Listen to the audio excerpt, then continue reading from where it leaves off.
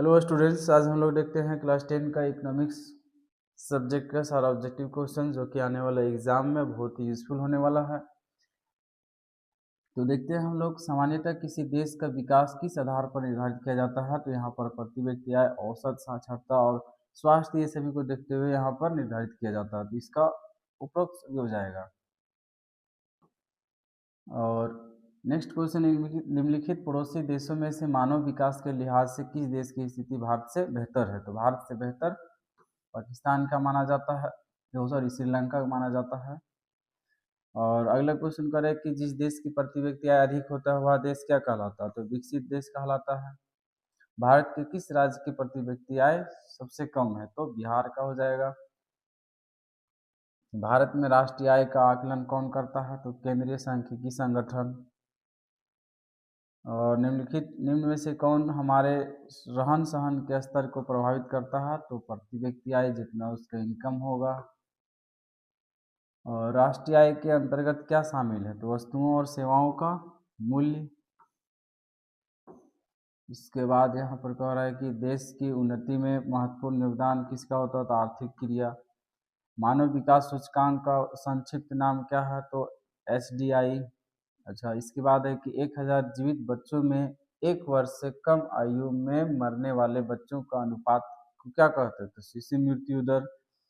और यहीं पर हो जाएगा तो 1000 जीवित बच्चों में 1 वर्ष में जन्म लेने वाले बच्चों की संख्या को क्या कहते हैं। तो शिशु जन्म दर कहलाएगा। कह रहे कि मानव विकास रिपोर्ट 2018 के अनुसार भारत में जन्म के समय संभावित आयु क्या थी। तो 18.8 हो जाएगा। आगे क्वेश्चन है कि 2018 के अनुसार भारत का मानव विकास रैंकिंग में भारत कितना नंबर में था। तो 130 नंबर में। अब है कि घटकर कम हो गया है। मानव विकास का मुख्य उद्देश्य क्या है। तो जीवन स्तर में सुधार करना।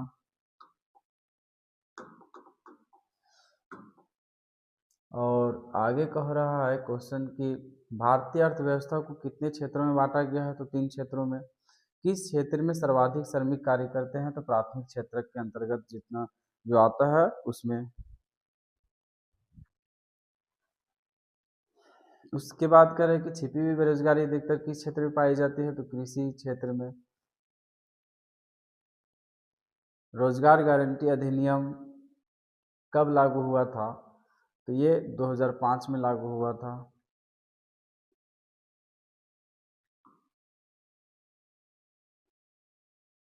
अच्छा, इसमें से पूछ रहा है कि इनमें से कौन सार्वजनिक क्षेत्र का उदाहरण है। सार्वजनिक क्षेत्र तो रेलवे, BSNL, डाकघर, ये सभी सार्वजनिक क्षेत्र में आता है वैसे भी।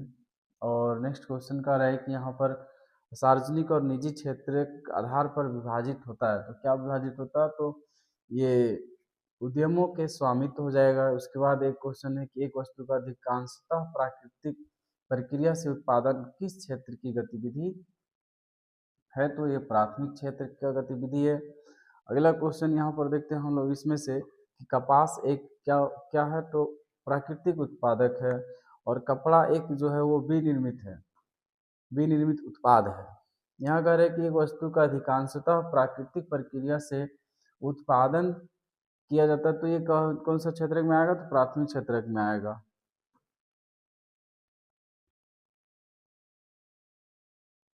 तो कह रहा है कि क्षेत्र के श्रमिकों वस्तुओं का उत्पादन नहीं करते हैं। वस्तुओं का उत्पादन नहीं करते हैं, कौन सा हो जाएगा। तो तृतीय क्षेत्र के अंतर्गत आ जाएगा। उसके बाद द्वितीय क्षेत्र को क्षेत्रक भी कहा जाता है। तो सेवा, औद्योगिक, इसमें से क्या हो जाएगा। सेवा हो जाएगा।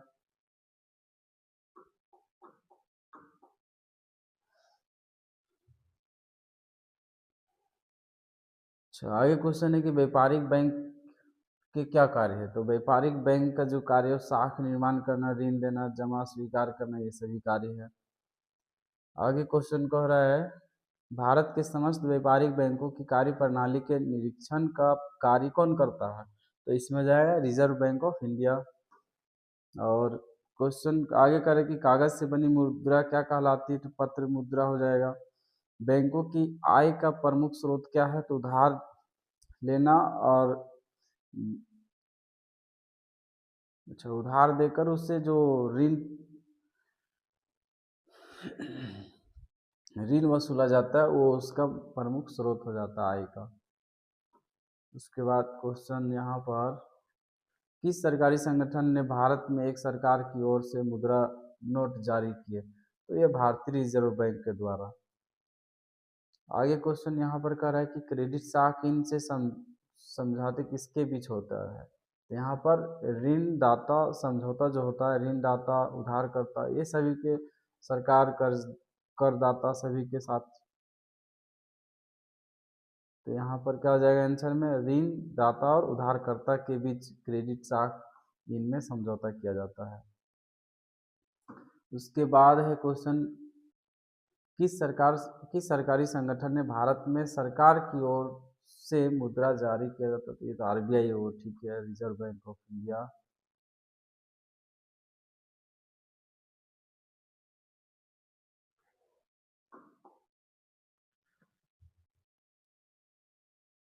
यहाँ पर करें, कुल जमा का वह हिस्सा जो एक बैंक अपने पास नगद में रखता है तो क्या कहलाता है? एक छोटा अनुपात होता है। धन के आधुनिक रूप क्या कहलाता है? तो मुद्रा, प्लास्टिक मनी, डिमांड डिपॉजिट, ये सभी हो जाएगा। आगे कह रहा है, क्षेत्रीय ग्रामीण बैंक की स्थापना कब हुई? तो क्षेत्रीय ग्रामीण बैंक 1969 में। उसके बाद कह रहा है कि निम्नलिखित में साहूकार उधार राशि पर ब्याज लेता है तो उसका क्या होता है? तो बहुत अधिक होता है, जबकि बैंक में बहुत कम होता है इसके तुलना में, साहूकार के तुलना में। बैंक किसे ऋण नहीं देती है? तो किसे नहीं देगा? बिना कोई उचित दस्तावेज दस्तावेज पेश करना होता तभी क्यों देता ना, वरना नहीं देगा। आरबीआई जो है बैंक की स्थापना कब हुई थी? तो 1935, 1 अप्रैल 1935 को हुआ था। उसके बाद क्वेश्चन,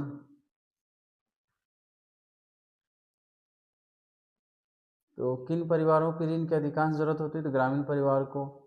और ऋण की लागत ऋण का बोझ बढ़ाती है तो कौन सा? ऋण फंदा। केंद्रीय सरकार की ओर से करेंसी नोट कौन? तो आरबीआई, उसको reserve bank of India. Bank क्या करने पर ब्याज से ऋण पर अधिक ब्याज देते? तो जमा करने पर। उसके बाद आगे चैप्टर, नेक्स्ट चैप्टर का वैश्वीकरण और भारतीय अर्थव्यवस्था का क्वेश्चन यहाँ पर कह रहे कि निम्न में से किसको वैश्वीकरण में सबसे कम लाभ हुआ? तो यहाँ पर कृषि क्षेत्र में। और कह रहे घरेलू अर्थव्यवस्था और विश्व अर्थव्यवस्था को जोड़ना क्या कहलाता है? वैश्वीकरण कहलाता है। वैश्वीकरण ने जीवन स्तर के सुधार में क्या में सहायता पहुंचाई? तो क्या हो जाएगा यहाँ पर? विकसित देश के लोगों को।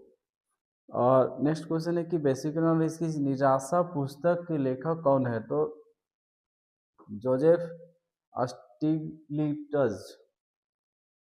टेलीकम्युनिकेशन का भाग इनमें से कौन सा है? तो टेलीकम्युनिकेशन, टेलीग्राम, फैक्स, टेलीफोन, ये सभी हो जाएगा। अमेरिका का सकल घरेलू उत्पाद में कृषि क्षेत्र का हिस्सा कितना प्रतिशत है? तो 1% है। भारत में फोर्ड मोटर कंपनी कब स्थापित हुआ था? तो 1995 में। आगे क्वेश्चन कर रहे कि वैश्वीकरण ने लोगों के जीवन स्तर में सुधार की मदद की है तो इनमें से कौन सा होगा? तो विकसित विकसित देशों के लोगों के जीवन स्तर। अच्छा, नेक्स्ट क्वेश्चन जो कह रहे हैं यहाँ पर कि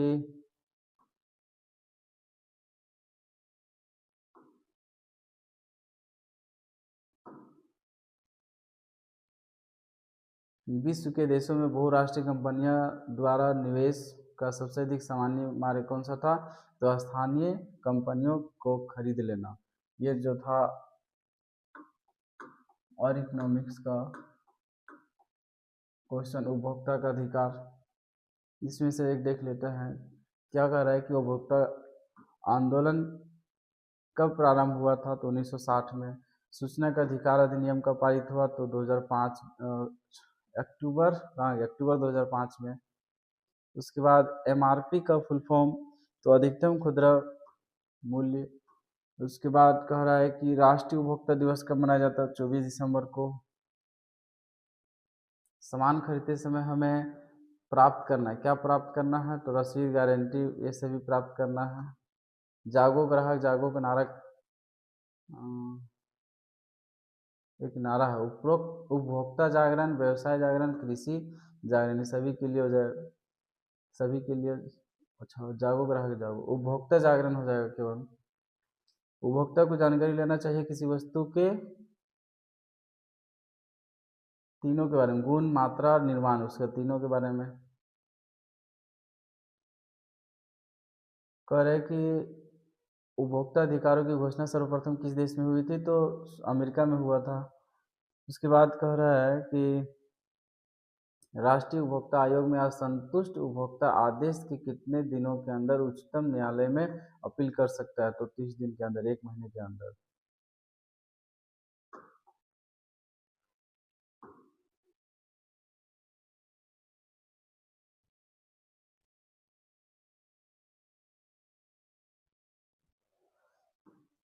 क्वेश्चन यहाँ कह रहा है कि हॉलमार्क लोगों लोगो किस वस्तु पर लगाया जाता है, तो सोने के आभूषण में हॉलमार्क का लगता है, 24 कैरेट होता है, 22 कैरेट होता है तो हॉलमार्क का लगता है, 24 कैरेट का बनता नहीं है।